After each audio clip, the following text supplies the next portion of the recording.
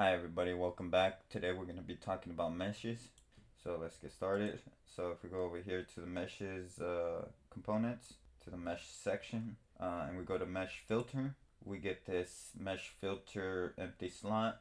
Now what the mesh filter is, it's pretty much just a model of your 3D object. So I'm going to add the default cube of Unity, so this default cube.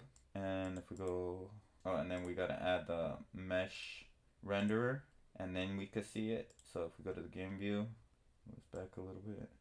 Now we could see this actual cube. So just remember, you have to have a mesh renderer with this mesh filter. And then once you have the mesh renderer and the mesh filter, what you could do is you could add your material.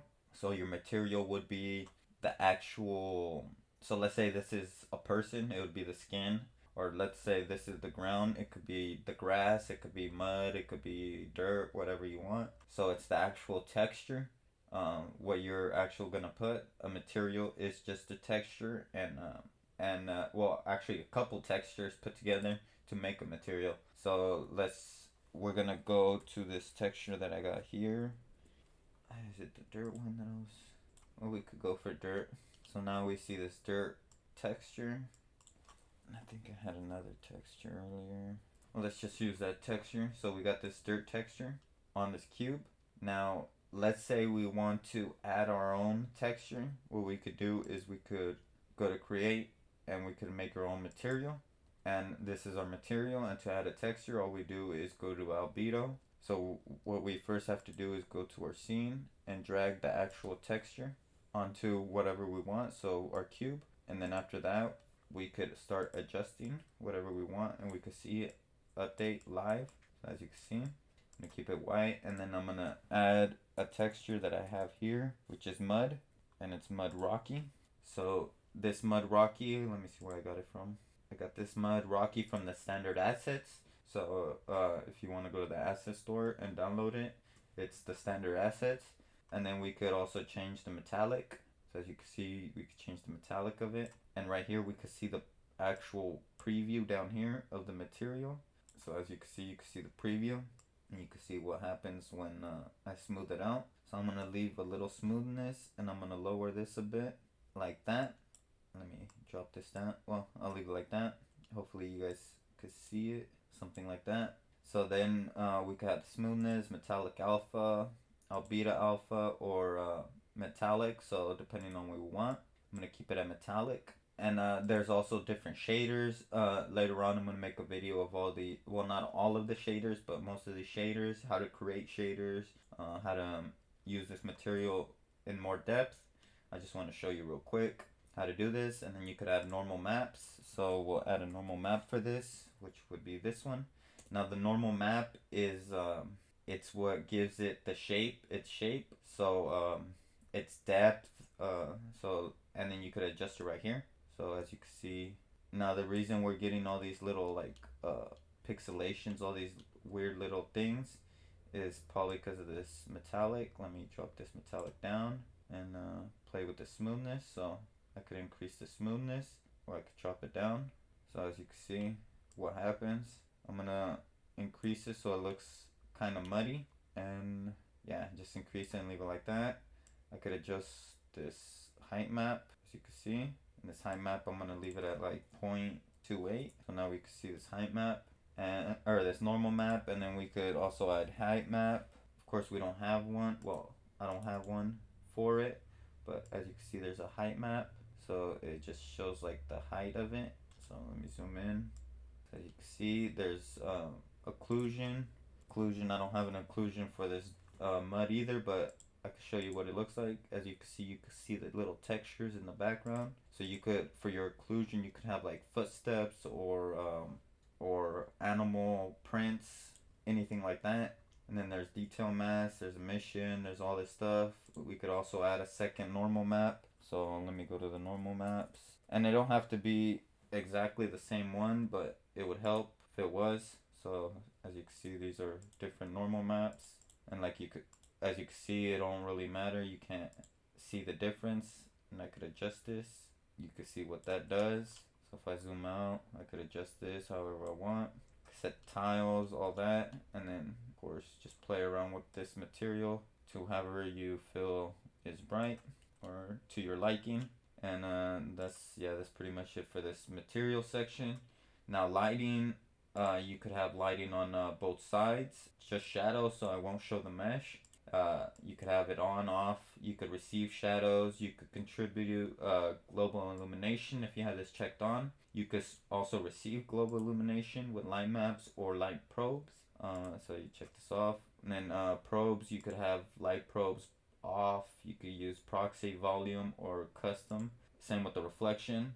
You could use the blend probes and skybox. You could use just simple or blend probes. And then you could have anchor overrides. So these probes would how can I say it? It would says right here span that will be used. So this override, this transform would these probes would affect this transform. Put it that way. And then there's additional settings. There's motion vectors, so you could have per object motion. You could have camera motion or force no motion.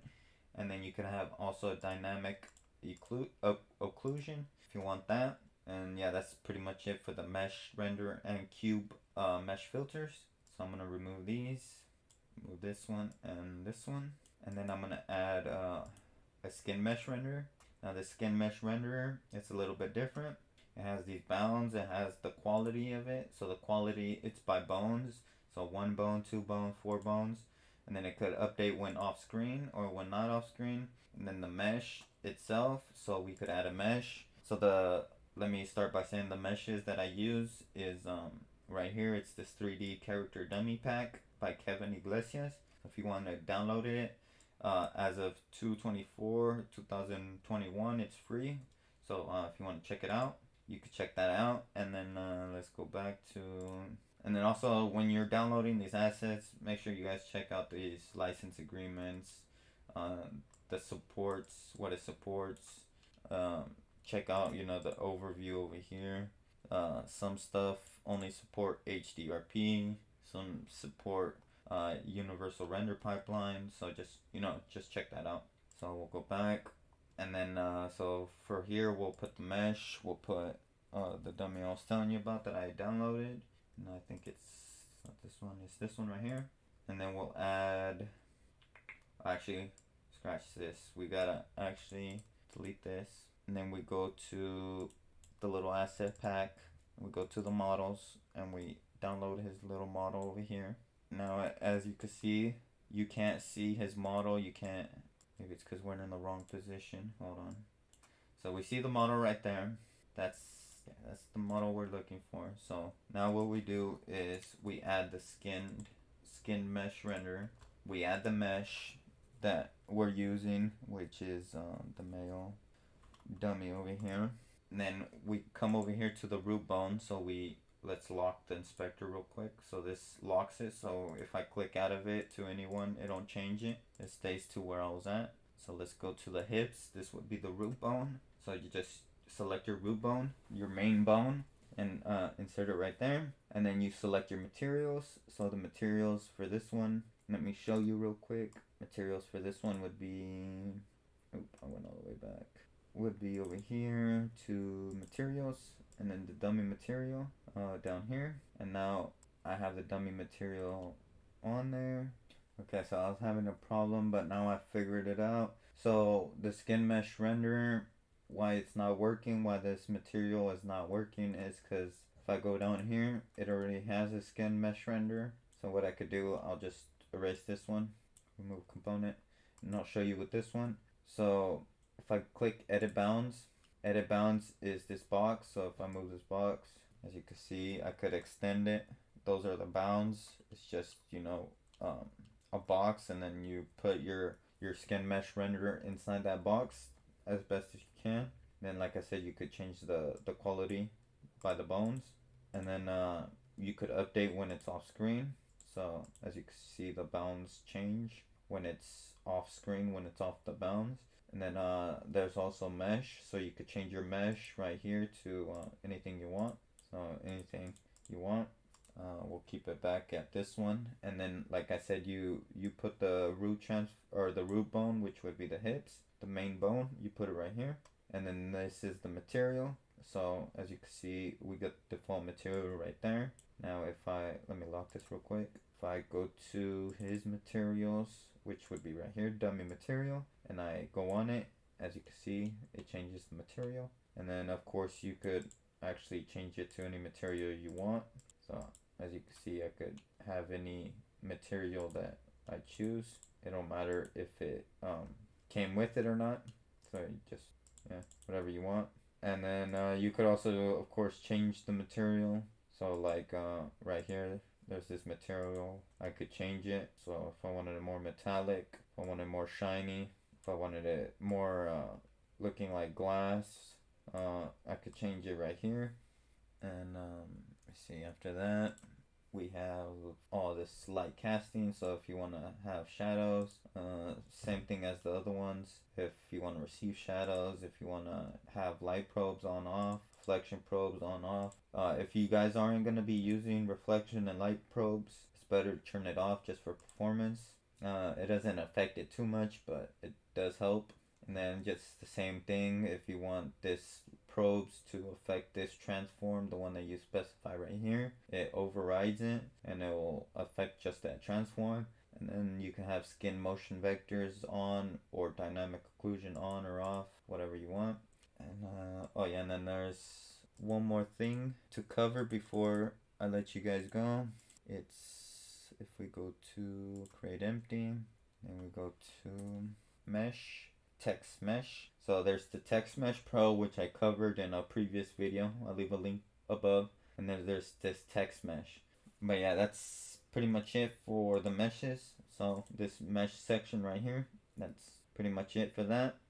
Next videos, I'm going to cover the miscellaneous, all this stuff right here. So this is a 3D scene, but some of these miscellaneous stuff, like probably the grid and the sprite mask, the sprite shape renderer, stuff like that, I have to do in 2D.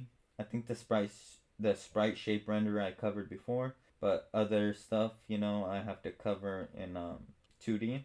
So just to let you guys know, there's navigation. Navigation's also up on my list. There's physics 2D. Physics 2D, of course, I have to use a 2D scene, but I'll show you this slider joint, the relative joint, the point effectors, these friction joints, what all these do, the wheel joint 2D, show you what all these physics objects do.